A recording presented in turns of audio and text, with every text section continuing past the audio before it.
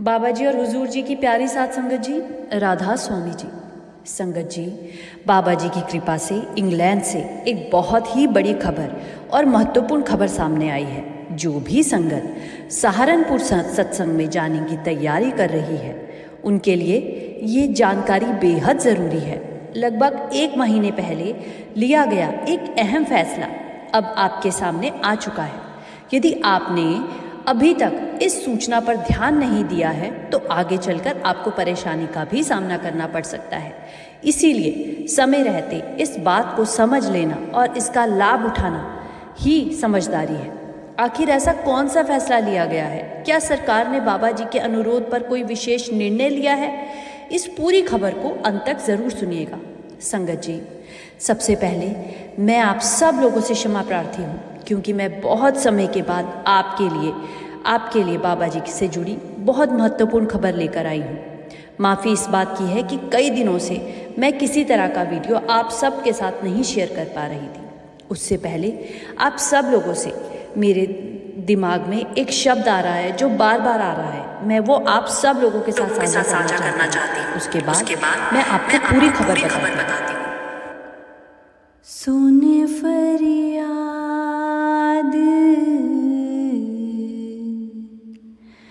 पीरा दिया पीरा,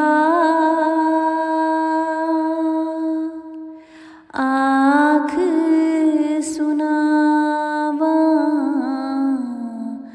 कैनू हो। आप सभी जानते हैं कि भंडारों की तैयारियां अब तेजी से शुरू हो चुकी है और भारत का सत्संग दौरा भी शीघ्र प्रारंभ होने वाला है। 1 और 2 तारीख को बाबा जी महाराज और हुजूर जी संगत को अपने पावन दर्शन देने वाले हैं। 1 तारीख को प्रश्न उत्तर का कार्यक्रम आयोजित होने की संभावना है, जबकि 2 तारीख को सत्संग होगा। लेकिन उससे पहले महत्वपूर्ण बात यह है कि सहारनपुर तक पहुंचा कैसे जाए। अच्छी बात यह है कि सहारनपुर एक ऐसा शहर है जहां आने जाने के लगभग सभी साधन आसानी से उपलब्ध हैं। आप अपनी सुविधा के अनुसार ट्रेन, हवाई जहाज या सड़क मार्ग तीनों में से किसी भी माध्यम से वहां जा सकते हैं। यदि आप दूर किसी राज्य से यात्रा कर रहे हैं और हवाई मार्ग चुनना चाहते हैं तो सहारनपुर के सबसे निकट देहरादून एयरपोर्ट पड़ता है। वहां उतरने के बाद सहारनपुर पहुंचना बहुत आसान है। देहरादून से आपको रेल सेवा भी मिल जाएगी और बसों की सुरक्षा सुविधा भी भरपूर उपलब्ध होगी। लगभग हर 2-3 मिनट में सहारनपुर के लिए बसें चलती रहती है। इसके अलावा रेलवे का नेटवर्क भी काफ़ी अच्छा है, इसीलिए यात्रा को लेकर किसी प्रकार की चिंता करने की आवश्यकता नहीं है। आप सभी जानते हैं कि संगत को पहुंचना पहले से ही शुरू हो जाता है, इसीलिए अनुमान है कि 30 तारीख से ही श्रद्धालु वहां इकट्ठा हो जाएंगे। कार्यक्रम समाप्त होने के बाद रविवार तक बाबा जी के भी वहां पहुंचने की संभावना जताई जा रही है। इसके बाद सोमवार या मंगलवार या 31 तारीख या 1 तारीख को नामदान होने की भी उम्मीद है। अंतिम तिथि की पुष्टि वहीं पहुंचकर ही हो पाएगी। कुल मिलाकर सहारनपुर आने के लिए रेल, सड़क और बस तीनों की सुविधा वहां पे उपलब्ध है। इसीलिए यात्रा को लेकर घबराने की बिल्कुल भी ज़रूरत नहीं है। यदि आपने अभी तक हमारे चैनल को नहीं सब्सक्राइब किया है तो ज़रूर कीजिएगा और दूसरे साथी सत्संगियों के साथ ये इन्फॉर्मेशन ज़रूर पहुंचाइएगा। यदि आप चाहें तो अपनी निजी कार या किसी अन्य सड़क मार्ग से भी सहारनपुर आसानी से पहुंच सकते हैं। इसी बीच रेलवे की ओर से संगत के लिए एक बेहद महत्वपूर्ण घोषणा भी जारी की गई है। पिलखनी सत्संग स्थल के आसपास 2 प्रमुख रेलवे स्टेशन पड़ते हैं। एक सहारनपुर रेलवे स्टेशन और दूसरा है सरसावा रेलवे स्टेशन, जो सत्संग स्थल से केवल कुछ किलोमीटर की ही दूरी पर है। संगत की बड़ी संख्या और भंडारे को ध्यान में रखते हुए रेलवे प्रशासन ने सरसावा रेलवे स्टेशन पर कई ट्रेनों के अस्थायी ठहराव की अनुमति दे दी है। जारी की गई सूचना के अनुसार 31 अगस्त से 2 सितंबर तक कई एक्सप्रेस ट्रेन सरसावा स्टेशन पर रुकेगी, ताकि दूर दराज से आने वाले श्रद्धालुओं को यात्रा में किसी प्रकार की भी कोई भी तकलीफ ना हो। यह व्यवस्था स्पेशल रूप से सत्संग में शामिल होने वाली संगत की सुविधा को देखकर ही रखी गई है। रेलवे द्वारा इन ट्रेनों को अस्थायी रूप से लगभग 1-1 मिनट का ठहराव दिया गया है, जिससे यात्री आसानी से उतर सके और अपने जगह तक पहुंच सके आराम से। रेलवे विभाग के अनुसार 31 अगस्त से 2 सितंबर के बीच बरेली जंक्शन, अंबाला छावनी express, Ramnagar Chandigarh express, Rishikesh Ganganagar express और हरिद्वार अमृत एक्सप्रेस जैसी कई महत्वपूर्ण ट्रेनें सरसावा रेलवे स्टेशन तक रुकेंगी। इन ट्रेनों के नंबर की जानकारी भी आधिकारिक सूचना में दी गई है। यदि आप इस अवधि में यात्रा की योजना कर रहे हैं तो अपनी ट्रेन का समय और ठहराव पहले से ही अवश्य जांच लें। रेलवे द्वारा जारी की गई सूची के अनुसार कई महत्वपूर्ण ट्रेनों को इस अवधि में विशेष ठहराव लिया गया है। इनमें Delhi Jalandhar city express, Rishikesh Barmer express, Shri Ganganagar Rishikesh express, Amritsar Haridwar express तथा चंडीगढ़ लखनऊ एक्सप्रेस जैसी कई प्रमुख ट्रेन शामिल है।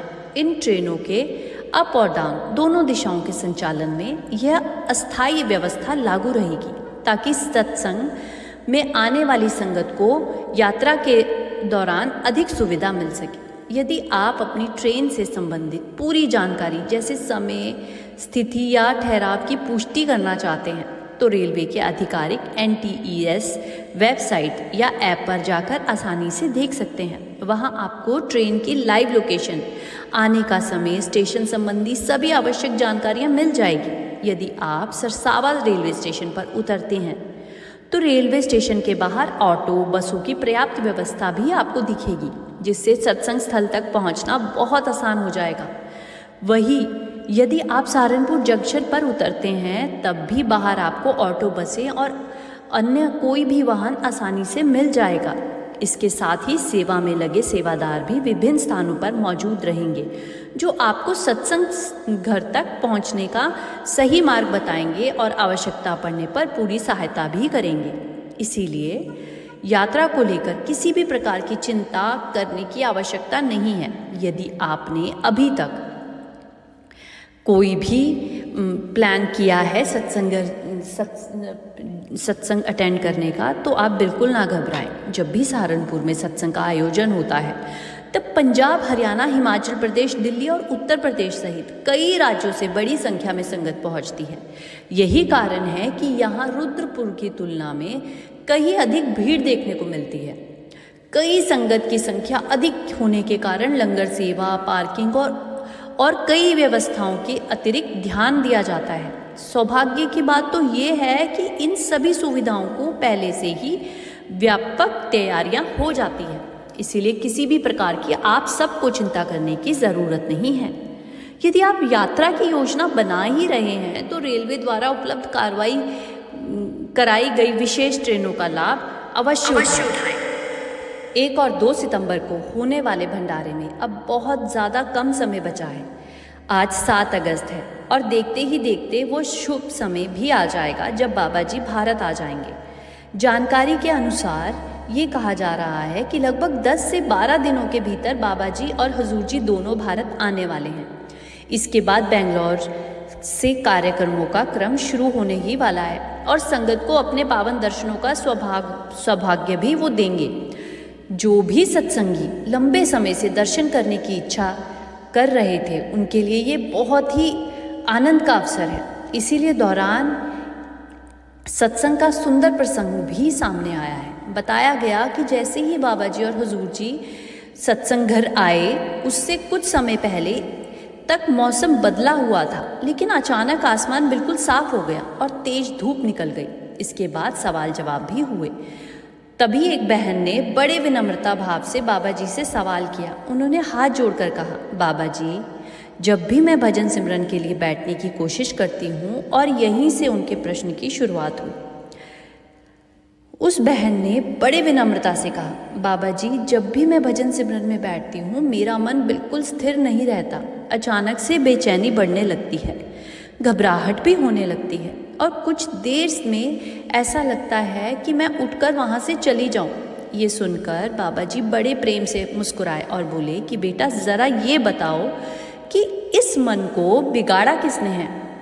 फिर स्वयं ही समझाते हुए कहा कि इस मन को किसी और ने नहीं बल्कि हमने ही अपनी आदतों और इच्छाओं से भटकाया है। जब इसे बिगाड़ने वाले हम हैं तो इसे संवारने की जिम्मेदारी भी तो हमारी ही बनती है।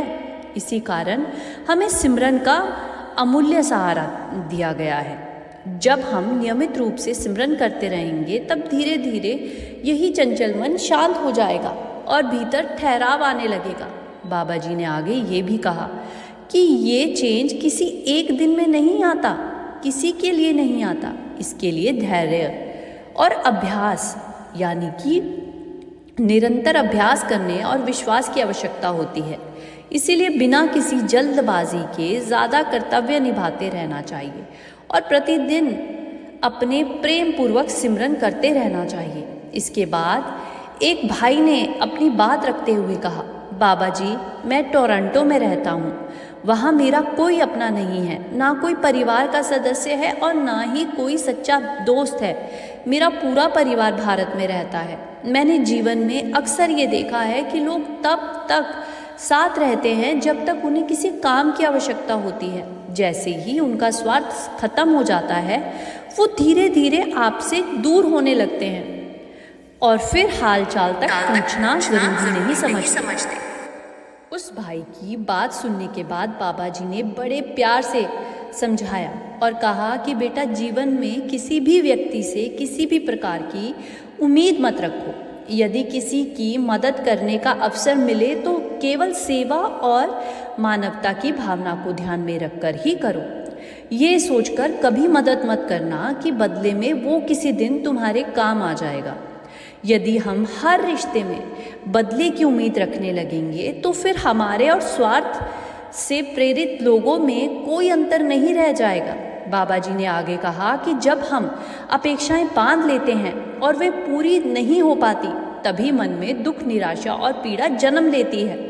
इसीलिए सबसे अच्छा यही है कि इंसान अपने पैरों पर खड़ा होना सीखे, अपनी मेहनत पर विश्वास रखे और इतना आत्मनिर्भर बने कि उसे हर छोटी छोटी बात के लिए दूसरों का सहारा ना लेना पड़े। फिर बाबा जी ने जीवन का एक और गहरा सत्य समझाते हुए कहा कि बेटा इस संसार में ना कुछ लोग तुम्हारी प्रशंसा करेंगे और कुछ लोग तुम्हारी बुराई भी करेंगे। हर किसी को खुश करना हमारे बस की बात नहीं है। इसीलिए लोगों की बातों के अनुसार स्वयं को बदलने के बजाय अपने कर्मों का सच्चा और ईमानदार बनाओ। आखिरकार इस दुनिया के सामने नहीं बल्कि हमें तो उस परमात्मा के सामने अपने कर्मों का हिसाब देना है ना। यदि हमारी नीयत और कर्म साफ नहीं होंगे तो दूसरों की राय से हम परेशान होकर कुछ हासिल नहीं कर पाएंगे। बाबा जी ने उपस्थित सत्संगत के दिल को गहराई से छू लिया। इस जवाब के बाद बाबा जी ने बातें सुनते ही एक भाई और भावुक हो गया। उसकी आंखें नम हो गई और ऐसा लग रहा था मानो जैसे उसके मन का कोई बोझ उतर गया हो। इसके बाद प्रश्न पूछने के लिए एक छोटी सी बच्ची मंच के पास आई। वो बड़ी ही मासूम और चंचल अंदाज में बाबा जी के पास आई और फिर हुजूर जी से हंसी मजाक करने लगी। मुस्कुराते हुए उसने हुजूर जी से पूछा, हुजूर जी आप कैसे हैं? उसकी भोली सी बात सुनकर बाबा जी हंस पड़े और हुजूर जी के चेहरे पर भी प्यारी सी मुस्कान आ गई। फिर बाबा जी ने मुस्कुराकर उसी बच्ची से पूछा, अच्छा बेटा तुम्हें मैं कैसा लग रहा हूँ? बच्ची ने तुरंत भोलेपन में जवाब दिया कि बाबा जी आप तो बिल्कुल ठीक लग रहे हैं। इस पर बाबा जी ने हंसते हुए कहा, बेटा बाहर से दिखने पर तो अक्सर हर इंसान ठीक ही दिखाई देता है लेकिन अंदर की कहानी कई बार बिल्कुल अलग होती है। बच्ची ने तुरंत मासूमियत से पूछा, तो क्या बाबा जी आप ठीक नहीं हैं? बाबा जी ने भी उसी सहज और हास्यपूर्ण अंदाज में उत्तर दिया, नहीं बेटा आज तो मेरा पेट थोड़ा सा खराब है और गैस भी है। बाबा जी का ये मज़ेदार आंसर सुनकर सारी संगत ठहाकों से गूंज उठी। संगत खुलकर हंसने लगी और सत्संग का माहौल एकदम मजाकिया हो गया। इसी दौरान एक बहन ने बाबा जी से सवाल किया और उनसे सवाल करते हुए विनम्रता से बोली, बाबा जी मैं एक आयुर्वेदिक डॉक्टर हूँ। अभी आपने बताया कि आपका पेट ठीक नहीं है और गैस की परेशानी हो रही है।